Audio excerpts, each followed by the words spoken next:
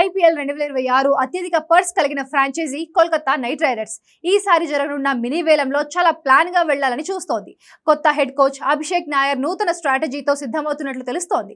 ఖరీదైన ఆటగాళ్లను వేలానికి ముందు రిలీజ్ చేసిన కేకేఆర్ మళ్లీ మినీ వేలంలో వాళ్లను తక్కువ ధరకు దక్కించుకోవాలని ప్లాన్ చేస్తోందని టీమిండియా మాజీ వికెట్ కీపర్ సబా కరీం చెప్పారు. 3 సార్లు ఐపీఎల్ టైటిల్ గెలిచిన కోల్కతా నైట్ రైడర్స్ కొత్త హెడ్ కోచ్ అభిషేక్ నాయర్ నాయకత్వంలో ఐపీఎల్ మినీ వేలానికి సిద్ధమవుతోంది.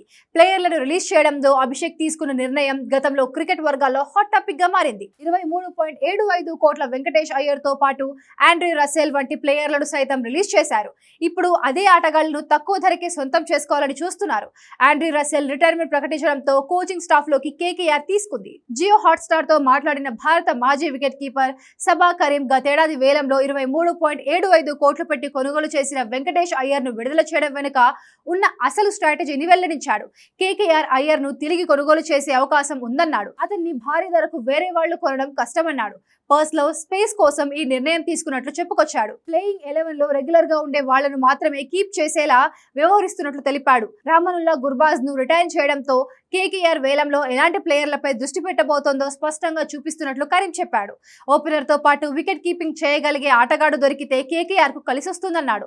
అలాగే లోయర్ మిడిల్ ఆర్డర్ లో ఒక పవర్ హిట్టర్ కోసం కూడా చూస్తున్నట్లు వెల్లడించాడు. ఈ 2 స్లాట్లు వారికి అత్యంత కీలకమని కరీం వెల్లడించాడు.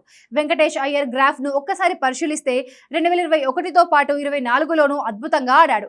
2025లో మాత్రం దారుణంగా విఫలమయ్యాడు. ఐపీఎల్లో ఎంట్రీ ఇచ్చిన 2021 సీజన్ లో వెంకటేష్ అయ్యర్ 10 మ్యాచ్ల్లో 370 పరుగులు చేశాడు. అప్పుడు కేకేఆర్ ఫైనల్ కి కూడా చేరింది. ఇక 2024లో మళ్లీ 370 పరుగులు చేశాడు. ఈసారి కేకేఆర్ ట్రోఫీ అందుకుంది. 2025లో 11 మ్యాచ్లు ఆడి కేవలం 142 పరుగులు మాత్రమే చేశాడు.